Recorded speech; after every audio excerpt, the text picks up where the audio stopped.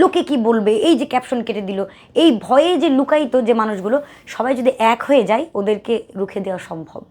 View বিজনেসটা বন্ধ করে দেওয়া একেবারে সম্ভব। বাট ভিউ বিজনেসের কথা গেল, কিন্তু দুবাই নিয়ে তো অনেক কথা ওঠে। এমন একটা দেশ, এই দেশটা এখনকার থাইল্যান্ড হয়ে গেছে, যে কোনো একটা মেয়ে দুবাই গেলেই মনে করা হয় যে তার হয়তো বয়ফ্রেন্ড বা সঙ্গী নিয়ে গেল, এবং সেখানটায় কোনো অবৈধ কিছু আছে কিনা। আসলে অবৈধ কোনো কিছু করতে গেলে কি শুধু দুবাই যেতে হয়? বাংলাদেশে অবৈধ কোনো কিছু হচ্ছে না? হচ্ছে।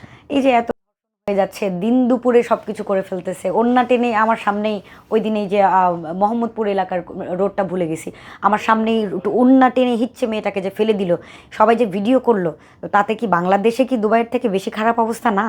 দুবাই গেলেই কেন মনে করতে হবে সে একটা কিছু করলো?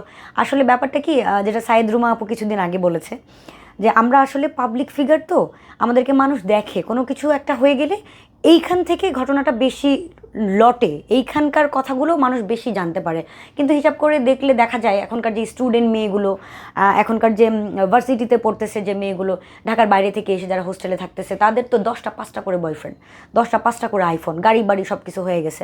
তো এই বিষয়গুলো জিজ্ঞাসা করবে কারা? আমি ওদেরকে হেউ করে কথা বলছি না, ভালো থাকার অধিকার সবার আছে। তো এই যে বিষয়গুলো, ওরা কানাডা চলে যাচ্ছে, ভালোবাসা দিবস অমুক যাচ্ছে তমুক যাচ্ছে, ওরা যাচ্ছে, ওদেরকে জিজ্ঞেস করলে কি বলবে?